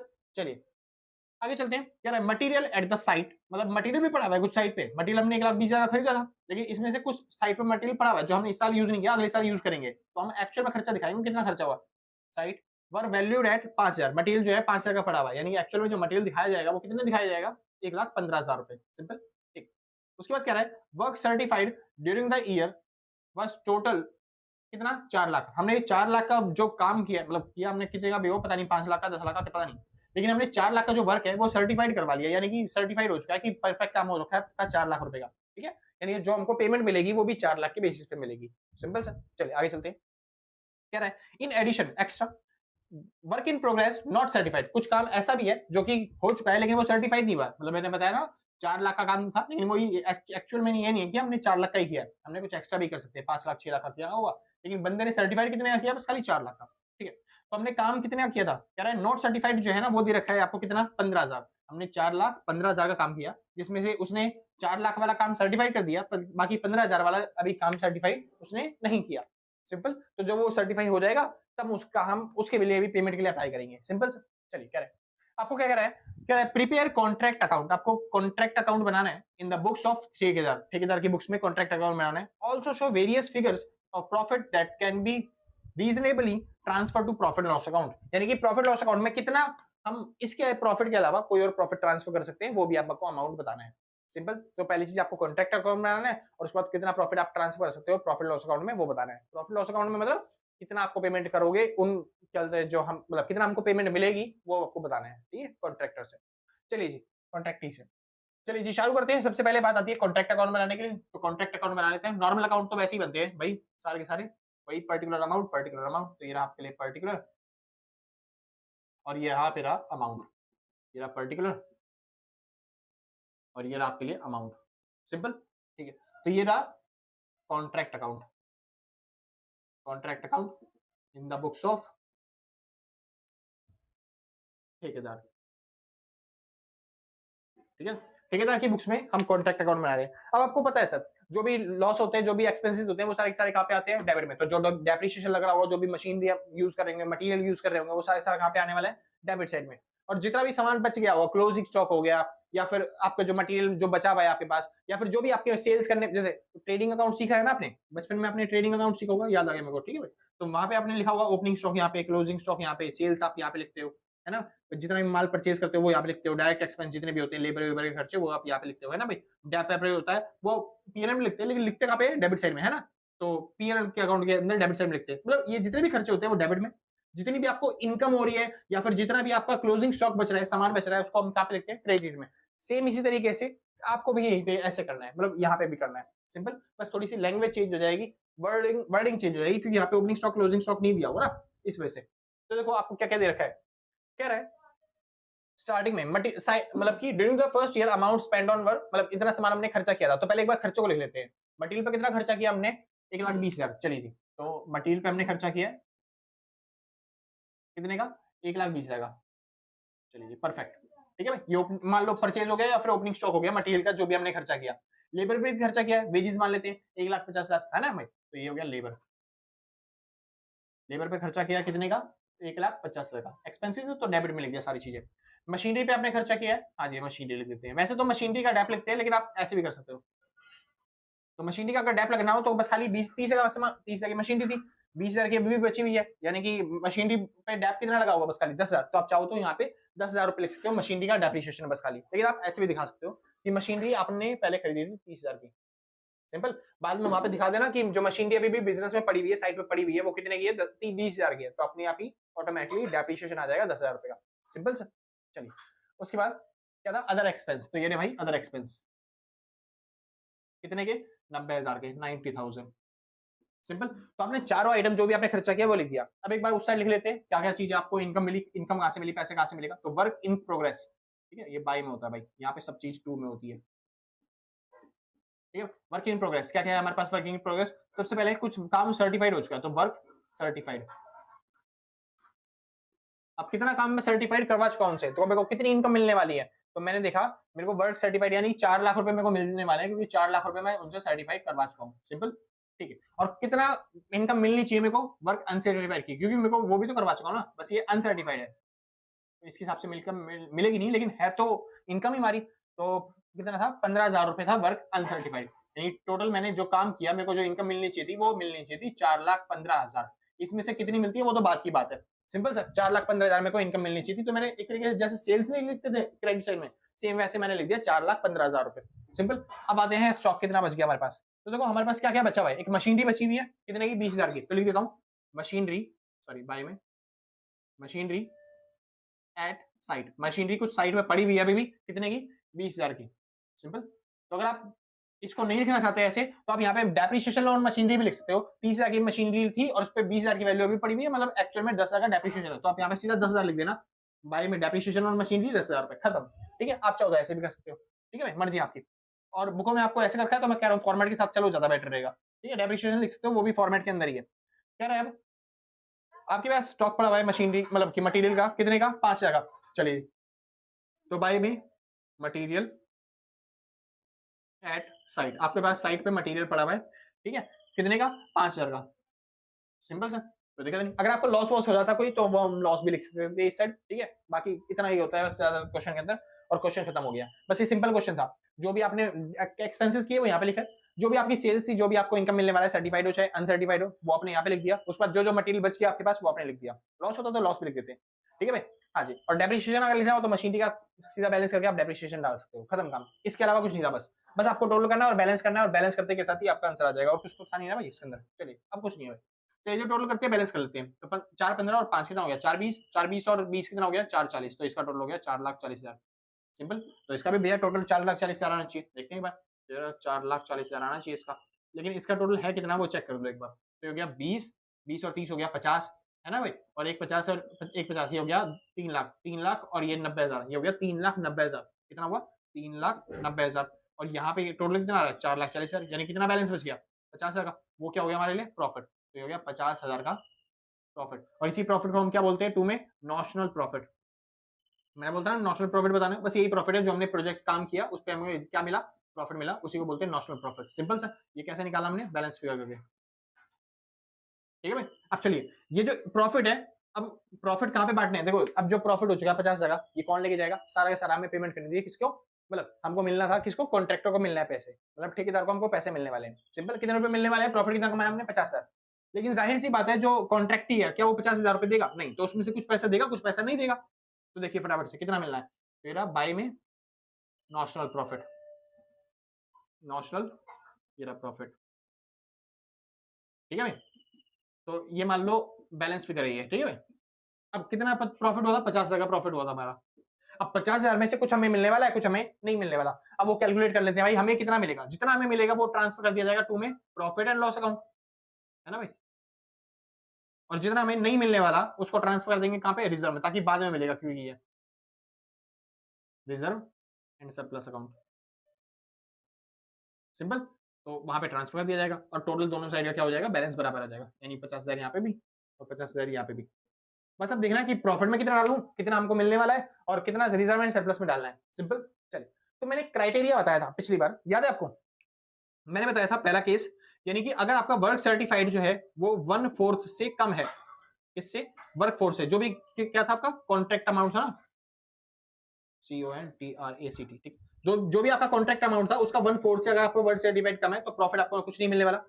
लेकिन अगर आपका जो वर्क सर्टिफाइड है वो 1/4 से ज्यादा है, वर्क सर्टिफाइड जो है 1/4 से ज्यादा है, लेकिन क्या बोलते हैं, बट कम है किससे, 1/2 से, लेकिन कम है वर्क सर्टिफाइड किससे, 1/2 से, कॉन्ट्रैक्ट से, तो आपको कितना मिलने वाला है, तो आपको मिलने वाला है 1/3, वो भी किसका, प्रॉफिट का। तो प्रॉफिट आपका 50,000 है, उसका 1/3 मिलने वाला है, लेकिन मल्टीप्लाई में कैश अपॉन में वर्क सर्टिफाइड, सिंपल। चलिए, और तीसरा मैंने बताया था लास्ट, कि अगर आपका वर्क सर्टिफाइड जो है वो ज्यादा है किससे, 1/2 कॉन्ट्रैक्ट अमाउंट से, तब आपको मिलने वाला है 2/3 मल्टीप्लाई में प्रॉफिट और मल्टीप्लाई में कैश अपॉन में वर्क सर्टिफाइड, सिंपल। चलिए अब समझते हैं, देखें तो हमारे पास जो कॉन्ट्रैक्ट अमाउंट था वो कितना था, 10 लाख। तो 10 लाख का कॉन्ट्रैक्ट है। अब 10 लाख का कॉन्ट्रैक्ट था, लेकिन हमने काम कितने का किया, सर्टिफाइड कितने का करवाया, बस खाली 4 लाख रुपए का ही सर्टिफाइड हो पाया, यानी कि 4 लाख रुपए का काम हमने सर्टिफाइड करवाया। अब ये देखो ये कितना है, 10 लाख का कॉन्ट्रैक्ट था, 4 लाख का हमने सर्टिफाइड किया है, यानी परसेंटेज कितनी बनी, अरे ऐसे कर लो यार, 4 लाख बटे में 10 लाख, मल्टीप्लाई में 100, ये हो गया भाई 40%, यानी हमने काम कितना सर्टिफाइड करवाया है 40%। 40%, अच्छा रेशियो में बताना है, रेशियो मतलब होता है ये कितना हो गया 4/10। 4/10 क्या होता है, ये 4/10 भाई हाफ से तो कम ही होता है ना, 40% मतलब हाफ से कम ही है, यानी 50% से कम है, ये हाफ है भाई 50%, और 25% से ज्यादा है, यानी कि सीधी बात ये आता है इस कैटेगरी के अंदर। हमने 4 लाख का माल सर्टिफाइड करवाया, अब 10 भाई वही यहाँ पे 1/4 और हाफ के बीच में आता है ना, 1/4 और हाफ के बीच में, तो अगर 1/4 देखा जाए इसका तो कितना होगा 2.5 लाख, और हाफ देखा जाए तो कितना होगा 5 लाख, तो उसके बीच में आता है ना 4 लाख। तो हमारे यहाँ जो कैटेगरी बनती है वो ये वाली बनती है। तो हमें जो प्रॉफिट लॉस में प्रॉफिट मिलने वाला है वो किसके बेसिस पे मिलने वाला है, इस फॉर्मूले के बेसिस पे। सिंपल, तो आपको ये वाला प्रॉफिट लगाना है, ये वाला फॉर्मूला लगाना है, इस बेसिस पे मिलने वाला है। तो देखो 50,000 का हमारा प्रॉफिट था, प्रॉफिट का कितना मिलेगा हमें 1/3 पार्ट, तो देखो मैं निकाल रहा हूँ क्या नॉशनल प्रॉफिट हमें कितना, सॉरी प्रॉफिट लॉस अमाउंट, ठीक है, प्रॉफिट लॉस में कितना मिलने वाला अमाउंट वो निकालने जा रहा हूं मैं, सिंपल सर। तो वो कैसे मिलेगा सर, उसके बेसिस पे, तो कितना अमाउंट था, पहले तो 1/3 मल्टीप्लाई में प्रॉफिट कितना है 50,000, ठीक है, मल्टीप्लाई में कैश अपॉन में वर्किंग कैपिटल, कैश अपॉन में वर्किंग कैपिटल मतलब जितना हमने वर्किंग कैपिटल बोल रहा हूँ सॉरी, वर्क सर्टिफाइड, तो जितना हमने वर्क सर्टिफाइड का पोर्शन हमें मिलने वाला था कैश में, बस वो डालना है। यहाँ पे अगर कुछ दे रखा होता तो मैं डालता, लेकिन इन्होंने सीधा सीधा पहले ही रेशियो में निकाल के दे रखा है, परसेंटेज में कितना बोला था इन्होंने, कह रहा है कॉन्ट्रैक्टर जो है वो एग्री है कि वो पे करेगा 90% of the work certified, work certified का कितना परसेंट पे करेगा वो 90%, यानी अगर वर्क सर्टिफाइड नीचे लिखते हैं, वर्क सर्टिफाइड अगर 100 हुआ तो कैश में हमें कितना मिलने वाला है 90, सिंपल इसी को बोलते हैं 90%, मैं वही तो कर रहा हूँ 90%, यानी अगर आप सीधा आपको परसेंट में देते तो आप ऐसे लिखते हो 90%, तो परसेंटेज जब भी हटेगा तो नीचे क्या आ जाएगा 100, तो सीधा वही है, वर्क सर्टिफाइड अगर 100 रुपए होगा तो कैश कितने मिलेगा हमें 90, सिंपल, बस यही सॉल्व करना है इसको आप, ठीक है। तो सॉल्व कर लेते हैं एक बार, इससे कट गया ये आ गया 30, और 2 0 से 2 0 कट गई, 5 दिया हो गया 15, ठीक है, और 3 0 का 3 0, यानी कि 15,000 रुपए हमें क्या मिलने वाले हैं, तो 50,000 का हमारा प्रॉफिट हो चुका है, जिसमें से हमें कितना मिलेगा प्रॉफिट लॉस में 15,000 रुपए, और बाकी हमारा जो पैसा होगा 35,000 वो कहाँ पे पड़ा हुआ रिजर्व एंड सरप्लस में, समझा गया भाई। और ये बन गया आपका पूरा का पूरा कॉन्ट्रैक्टर अकाउंट, क्या बन गया कॉन्ट्रैक्टर अकाउंट, सिंपल से कोई दिक्कत नहीं, कॉन्ट्रैक्ट अकाउंट सॉरी, तो आपने बना लिया सिंपल ना, बस इसी तरीके से सर, सिंपल था, आराम से आपने कर लिया कॉन्ट्रैक्ट अकाउंट, तो बहुत सिंपल है सर, बहुत इजी क्वेश्चन आएगा, ऐसी क्वेश्चन आने वाला है, आप आराम से कर लोगे। अब इसका जो दूसरा पार्ट था थोड़ा सा वो समझ लेते हैं, दूसरा पार्ट क्या कह रहा है, दूसरा पार्ट कह रहा है 100 various figures of the profit that can be क्या बोलते हैं reasonably transfer to profit loss account. देखो प्रॉफिट लॉस अकाउंट में सीधा इतना नहीं मिलने वाला, देखो सीधी बात, प्रॉफिट तो हमें 50,000 हो चुका है, अब वो डिपेंड करता है किस पे करने वाले पे, कि वो कितना पे करता है, कॉन्ट्रैक्टर पे मतलब कॉन्ट्रैक्टी पे डिपेंड करता है कि वो हमें कितना पेमेंट करेगा, सिंपल। तो 50,000 हमने प्रॉफिट कमा लिया है, अभी नहीं तो बाद में तो हमें मिलेगा मिलेगा, सिंपल। लेकिन अब वो कह रहा है और भी वेरियस तरीके बताओ जितना हमें पैसा मिल सकता है इस बेसिस पे, यानी कि यहाँ पे प्रॉफिट लॉस में कितना कितना अमाउंट आ सकता है वो भी आपको बताने तरीके, ठीक है भाई। तो मैं वो भी बता देता हूँ, जिसके लिए मैं ये वाला मिटो देता हूँ भाई ऊपर का, ठीक है, अब ताकि आपको समझ में आ पाए सब चीज, मिटा दो ना, ठीक, जरूरत तो नहीं पड़ने वाली। बस याद रखना भाई कॉन्ट्रैक्ट अमाउंट 4 लाख था, और जो वो था वर्क सर्टिफाइड वो 4 मतलब 10 लाख था ये, और ये 4 लाख था, ठीक है, बाकी तो आप कर लोगे आराम से, मिटो ही देता हूँ। समझते हैं सर, यहाँ पे समझ लेंगे और भी मेथड जिस तरीके से आप प्रॉफिट निकाल सकते हो, एक तो ये मेथड है, और यही मेथड आपको एग्जाम्स में भी यूज करना है, वो तो मैं एक्स्ट्रा के लिए बता दे रहा हूँ कि और भी कौन कौन से मेथड है जिस तरीके से आप कर सकते हो, निकाल सकते हैं, मगर सेम अमाउंट नहीं आने वाला, अलग अलग अमाउंट आने वाला है, क्योंकि कॉन्ट्रैक्ट पे डिपेंड करता है ना, कॉन्ट्रैक्ट जो है वो कितना पैसा देने वाला हमें, ठीक है भाई। चलिए, तो एक method sir profit and loss account निकालने का, प्रॉफिट लॉस का पैसा निकालने का कि हमें कितना मिलने वाला है, ठीक है। एक मेथड कहता है कि जितना वर्क सर्टिफाइड होगा ना उस बेसिस पे आपको पेमेंट करी जाएगी, जैसे कि हमको मिलने वाले थे कितने पैसे, हमें मिलने वाले थे 50,000, कितने प्रॉफिट कितना हुआ था हमारा 50,000 का प्रॉफिट हुआ था, हाँ जी हमारा प्रॉफिट था 50,000 का, सिंपल, तो 50,000 मिलने वाले थे।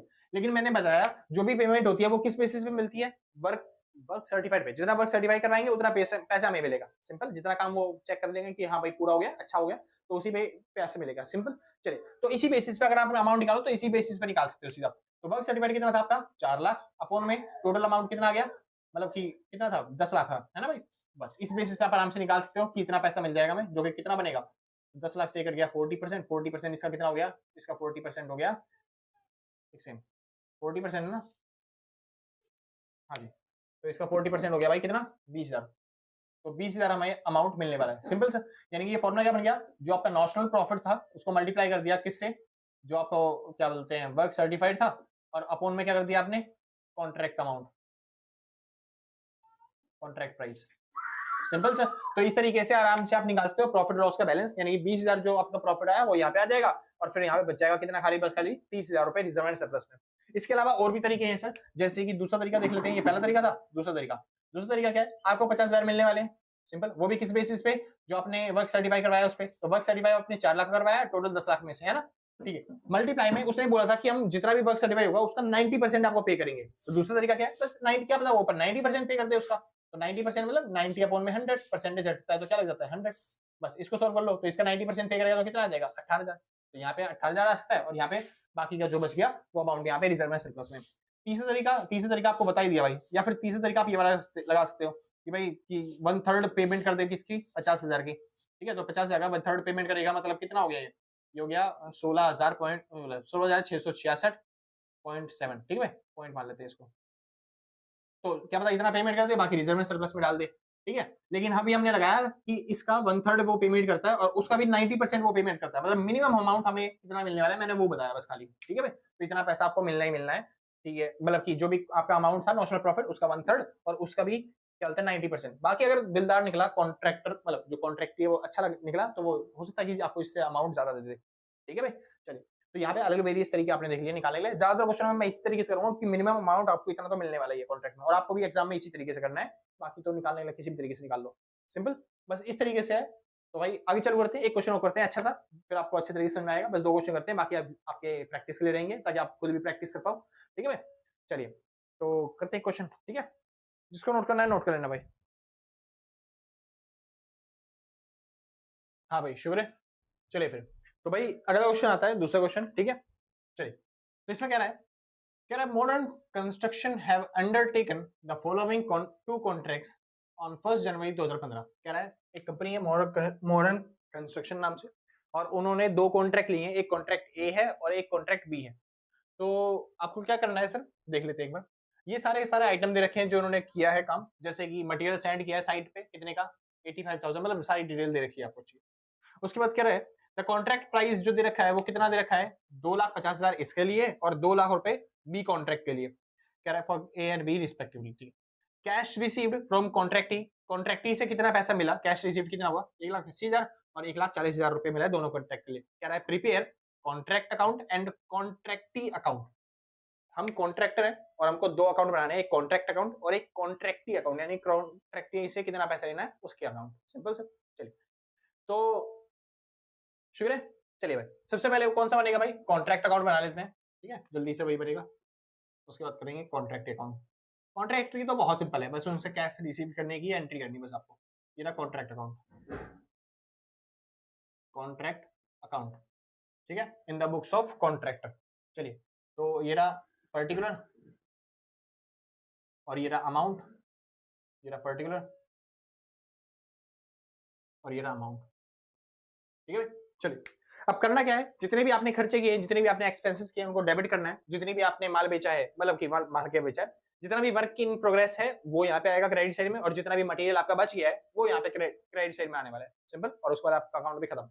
चलिए फॉर एग्जांपल के तौर पे देखते हैं material at site, material site पे ये क्या कौन सा मटेरियल है, ओपनिंग मटेरियल, क्लोजिंग मटेरियल, मतलब कि हमने साइट पे भेजा है या फिर हमारे पास पड़ा हुआ है, मतलब साइट पे पड़ा हुआ है उतना, तो देखते हैं भाई कह रहे हैं मटेरियल एट साइट, साइट पे मटेरियल पड़ा है और ये कौन सा है, सेंड वाला जो हमने भेजा है, यानी कि कौन सा है जो हमने मतलब मटेरियल भेजा है, तो ये रहा मटेरियल जो हमने मटेरियल भेजा है, कितने का, ये हो गया 85,349 का, सिंपल, चलिए, उसके बाद और क्या चीज है, लेबर जो साइट पे भेजी है, तो ये रहा लेबर का एक्सपेंस, ठीक है भाई, कितना हो गया 74,375, ये 375, ठीक है, चलिए, उसके बाद क्या रहा है प्लांट जो भेजा है साइट पे, तो 2 में प्लांट कितने का भेजा है 15,000 का, ठीक है भाई, अभी मैं केवल ए का कर रहा हूँ, बी का बाद में करेंगे, बाद में क्या एक तरीके भाई सेम ही टॉपिक है ए और बी का, तो जैसे मैं कर रहा हूँ ना आपको बी घर से करना है, ठीक है सर, ये आपका होमवर्क रहेगा कि आपको बी वाला खुद करना है, कह रहे हैं मटेरियल हो गया, अब कह रहा है डायरेक्ट एक्सपेंडिचर, आपने जो भी एक्सपेंसेस किए हैं वो डायरेक्ट एक्सपेंस, ये रहा भाई डायरेक्ट एक्सपेंस, ठीक है भाई, तो डायरेक्ट एक्सपेंस कितना है 3167, ठीक है, इसके अलावा एस्टेब्लिशमेंट चार्ज 4126, 2 में एस्टेब्लिशमेंट चार्ज कितना भाई, ये हो गया 4126, सिंपल, तो ये सारे एक्सपेंसेस थे जो आपने करे हैं, उसके बाद देखते हैं भाई और क्या क्या रखा है, मटेरियल रिटर्न टू स्टोर, अब देखो कुछ मटेरियल है जो आपने साइट पे भेजा था, ठीक है, जो कितने का था 85,349 का, ठीक है भाई, अब उस साइड पे से कुछ मटेरियल क्या हो गया हमारे पास वापस आ गया, जैसे वो हम बोलते नहीं है जैसे हमने सामान परचेज किया था तो सामान परचेज करने के बाद परचेज रिटर्न हो जाता है, सेम वैसे ही यहाँ पे हमने सामान भेजा था उसके पास साइट पे भेजा था, अब वो वापस आ गया तो हमारे लिए वापस आ गया तो फिर यहाँ पे लिख दो क्या बोलते हैं बाय में मटेरियल रिटर्न, कितने का मटेरियल वापस आया है तो यार मटेरियल रिटर्न हुआ है स्टोर पे तो 549 का सिंपल। चलिए उसके बाद वर्क सर्टिफाइड, अच्छा वर्क सर्टिफाइड तो इसके लिए कर देते हैं सर बाय में वर्क इन प्रोग्रेस कि अभी माल बन रहा है, तो उसमें दो ऑप्शन होते हैं, पहला होता है वर्क सर्टिफाइड और दूसरा क्या होता है वर्क अनसर्टिफाइड, ठीक है। तो वर्क सर्टिफाइड का अमाउंट कितना है भाई, तो ये वर्क सर्टिफाइड ये हो गया 1,95,000 1,95,000, ठीक है। और अनसर्टिफाइड कितना है नॉट सर्टिफाइड ये रहा 4,500, टोटल हो गया ये मिला के 1,99,500 1,99,500, ठीक है। मटेरियल इन हैंड यानी कि मटेरियल इन हैंड मतलब हमारे पास मटेरियल इतना पड़ा हुआ है यानी क्लोजिंग बैलेंस क्या रहा है क्योंकि साल दे रखा है आपको 31 दिसंबर मतलब साल का एंड ही है, तो ये रहा बाय में मटेरियल, कितने का मटेरियल पड़ा है हमारे पास 1833 का 1833, चलिए उसके बाद वेजेस पड़े हुए मतलब कि बाय में वेजेस, एक सेकंड भाई नहीं वेजेस एक्रूड मतलब आउटस्टैंडिंग वेजेस है मतलब साल के एंड में हमने वेजेस दिए नहीं हमको पे करना था तो ये तो खर्चा हो गया ना भाई, तो खर्चे को इस साइड नहीं लिखेंगे भाई वेजेस थोड़ी ना आउटस्टैंडिंग होती मतलब बची तो है ना, हाँ जी तो खर्चे हैं भाई जो हमने पे नहीं किए तो चाहे तो उसके अंदर लेबर के अंदर एड क्या लिख दो चाहे आउटस्टैंडिंग वेजेस अलग से डाल दो, तो आउटस्टैंडिंग वेजेस, ठीक है भाई, तो खर्चा है एक्सपेंसेस है आउटस्टैंडिंग एक्सपेंस है ना भाई, चलिए तो 2,400, चलिए इसके अलावा डायरेक्ट एक्सपेंसेस एक्रूड ये भी डायरेक्ट एक्सपेंस आउटस्टैंडिंग एक्सपेंस है तो में आउटस्टैंडिंग एक्सपेंस जितना हमने खर्चा किया है लेकिन पे नहीं किया कितना 240, एक सेकंड भाई फोन आ रहा है, हाँ भाई श्योर चलिए तो कहाँ पे थे हम, ये हो गया आउटस्टैंडिंग एक्सपेंस, उसके बाद आता है वैल्यू ऑफ प्लांट, प्लांट की वैल्यू सर प्लांट की वैल्यू मतलब स्टार्टिंग में हमने बिजनेस में मशीनरी लगाई थी प्लांट लगाया था 15,000 का, अब उसकी वैल्यू साल में बच गई है कितने की 11,000 की यानी डेप्रिसिएशन कितना लगा 4,000 का, वही या तो डेप्रिसिएशन लिख दो वहां पे या फिर जो क्लोजिंग बची है वैल्यू उसको यहाँ पे उतार दो, तो बाय में प्लांट, तो प्लांट कितना बचा हुआ है आपके पास 11,000 रुपए का, सिंपल सा बहुत आसान क्वेश्चन है सर, बस आपको डायरेक्ट मतलब जितने भी एक्सपेंसेस है वो यहाँ पे लिखना है, जितने भी बच गया माल वो यहाँ पे लिखना है, रिटर्न हो गया तो रिटर्न वापस आ गया, सिंपल, ठीक है। अगर कोई वर्किंग इन प्रोग्रेस है या फिर अनसर्टिफाइड है या फिर सर्टिफाइड है दोनों दोनों आपको यहाँ पे लिख देना है, सिंपल कि आपने इतने का काम कर दिया इतना पैसा आपको मिलने वाला था, तो अब देख लो आपको नेट प्रॉफिट कितना हुआ बस खाली बैलेंस करके आपने सारी चीजें कर दी ना, हाँ ठीक, बस आपको खाली बैलेंस करना है और आपको देखना है नेट प्रॉफिट आपको कितना मिल रहा है, सिंपल से, चलिए तो एक बार कर लेते हैं, ठीक है।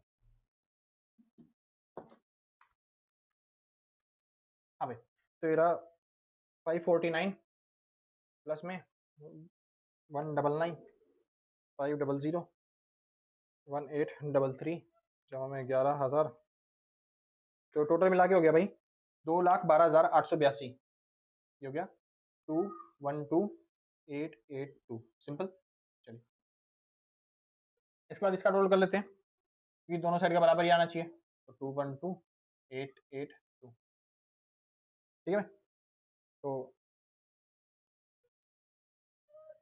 माइनस कर लेते हैं ना सीधा आंसर आ जाएगा अपना, ये हो गया 85,000 85,349 माइनस में 74,375 74,375 माइनस में 15,000 माइनस में 3,167 माइनस में 4,126 2,400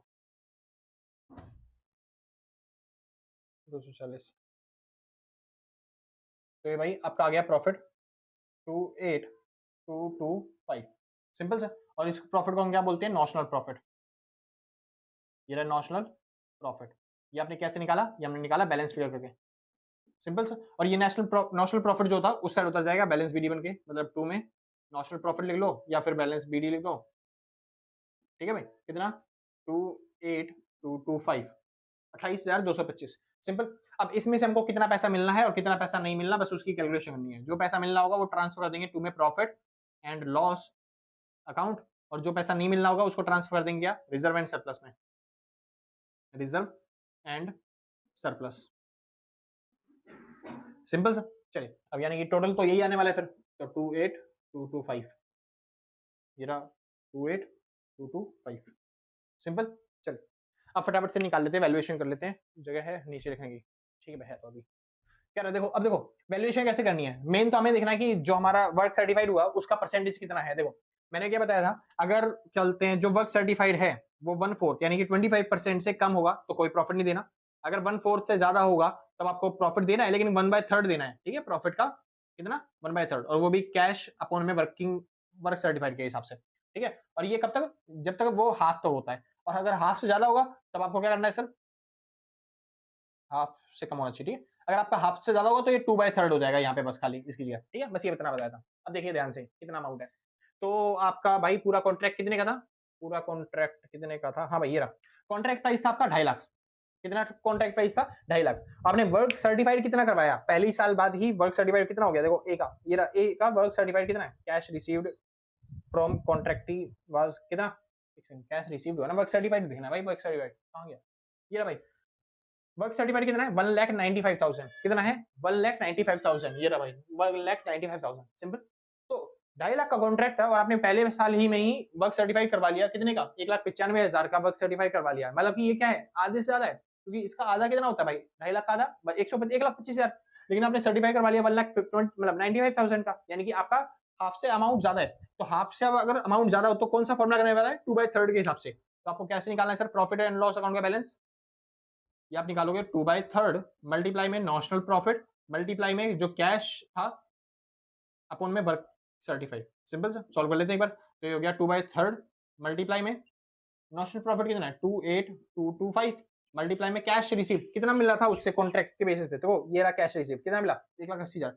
पिछली बार तो था वो हमको परसेंटेज दे रखी थी कि 90% मिला और क्या 80% मिला, इस बार वो परसेंटेज नहीं है, इस बार अमाउंट है कितना, बी से मिला 41 और इसमें मिला 81, तो आपको तो 81 वाला चाहिए ना, क्योंकि हम कॉन्ट्रैक्ट ए के हिसाब से कर रहे हैं। तो 1,80,000 अपॉन में वर्क सर्टिफाइड कितना वर्क सर्टिफाइड था 1,95,000, बस इसको सॉल्व करना है आपको पता चल जाएगा अमाउंट, ठीक है। एक बार सॉल्व कर लेते हैं, तो ये हो गया 28,225 मल्टीप्लाई में 2 डिवाइड बाय 3 मल्टीप्लाई में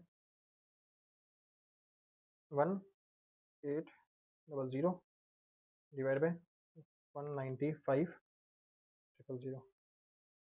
हाँ भाई, तो ये आपका अमाउंट आ गया कितना 1,736,9.2 है, तो 9.23 इस तरीके से चल रहा है, तो यही मान लो फिर यही अमाउंट है, ठीक है भाई 1,736,9, ठीक है भाई इतना अमाउंट है। और बाकी कितना बच गया तो माइनस कर लेंगे किससे, इससे 28,225, तो ये आपका रिजर्व एंड सरप्लस में चला जाएगा कितना 1,0855, ठीक है भाई 10,855 नहीं है तो इसको 56 कर देते हैं, ठीक है, ताकि आपको मैच हो जाए ना वो चीज पॉइंटों में फर्क आते हो, ठीक है राउंड ऑफ कर दिया मैंने। तो सीधी बात आपको चलते हैं अभी जो मिलेगा वो मिलने वाला है कितना 17,300 चलते हैं 59 रुपए, ठीक है 69 रुपए, तो 17,369 रुपए आपको मिलेंगे, और बाकी जो बच गया वो कितना बच गया 10,800 मतलब 856 रुपए आपके बच गए, तो आपका जो है वो कहाँ पे चला गया रिजर्व एंड सरप्लस में, इतना सिंपल सा बढ़िया। अच्छा इसके साथ साथ एक और अकाउंट बनाना था भाई, उसको क्या बोलते हैं कॉन्ट्रैक्टी अकाउंट। अब कॉन्ट्रैक्टी अकाउंट क्या है, बहुत सिंपल सा अकाउंट है, एक ही बताता हूँ, जिसको नोट करना है फटाफट से नोट करो फिर मैं मिटो रहा हूँ। चलो एक काम करते हैं, नीचे जगह है नीचे वाला मिटो के कर देता हूँ, है ना, ये समझ में आ गया ना भाई, नोट कर लेना फटाफट से फिर आगे चलता हूँ, ठीक है भाई। चलिए अगले चलते हैं, कह रहा है कॉन्ट्रैक्टी अकाउंट बनाना है। कॉन्ट्रैक्ट अकाउंट बहुत छोटा सा है, बहुत छोटा सा, मतलब कि ना के बराबर ही करना है, छोटा सा, ये रहा ऊपर लिख देना कॉन्ट्रैक्टी अकाउंट, ये रहा पर्टिकुलर, ये रहा अमाउंट अमाउंट पर्टिकुलर, तो बस बाई में कैश में उसने आपको कैश में कितना दिया और जो बच गया बाई में बैलेंस सीडी, ये बैलेंस सीडी बच गया। तो कैश में कितना दिया ए ने, कितना दिया है भाई 1,80,000, तो एक कॉन्ट्रैक्ट को पूरा करने पे अभी हमें मिले हैं कितना 1,80,000, बस ये यहाँ पे लिख दिया 180, बस बैलेंस बराबर हो गया, यहाँ पे बैलेंस में बच गया 1,80,000, ठीक है भाई, मतलब जो 1,80,000 बैलेंस बचा था उसने क्या कर दिया हमको पे कर दिया, किसने हमारे कॉन्ट्रैक्टी ने, सिंपल सा बस खत्म काम। ये हो गया आपका कौन सा कॉन्ट्रैक्टी अकाउंट, आसान था भाई क्योंकि कैश हमें मिलने वाला है, तो कॉन्ट्रैक्टी क्या हो रहा है कैश दे रहा होगा सीधा, तो कैश में लेके एंट्री कर देते हैं हम, कैश अकाउंट डेबिट टू में कॉन्ट्रैक्टी, सिंपल ना, कैश आने वाला है हमारे पास, तो बस मैंने वही करी कैश अकाउंट डेबिट टू में कॉन्ट्रैक्टी। अब कैश को मतलब कैश अकाउंट में तो डेबिट करना पड़ेगा कॉन्ट्रैक्टी को, और यहाँ पे क्या करना पड़ेगा कॉन्ट्रैक्टी अकाउंट में क्रेडिट कैश को, जनरल एंट्री बस खाली लेजर में पोस्टिंग करी है, बस ये छोटा सा अकाउंट था कॉन्ट्रैक्ट अकाउंट। सेम ऐसे ही क्वेश्चन, पूरा क्वेश्चन आपको बी वाला पार्ट है, तो बी वाला पार्ट आपको खुद को सॉल्व करना है सर, मैं कुछ नहीं करवाने वाला, ये आपका होमवर्क है, आप घर पे तैयारी करो, और यहाँ पे खत्म होता है आपका पूरा चैप्टर कौन सा कॉन्ट्रैक्ट मतलब चलते हैं, क्या नाम था चैप्टर का, कॉन्ट्रैक्ट कोस्टिंग, ठीक है भाई।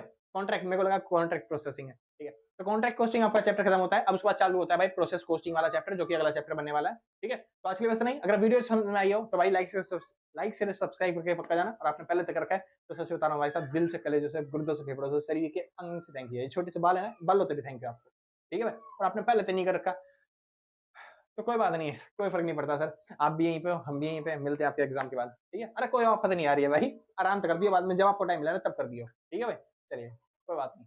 तो आज के लिए बस नहीं, मिलते हैं कल सेम टाइम सेम जगह। हाँ, किसी के नोट्स परचेज करने हैं तो आप इस नंबर पर कॉन्टैक्ट करके नोट्स परचेज कर सकते हो, सिंपल भाई, ठीक है। आज के लिए बस नहीं, मिलते हैं कल सेम टाइम सेम जगह, अगले दिन, और tata bye bye, bye bye. जिसको नोट करना है नोट कर लेना भाई, बाय बाय।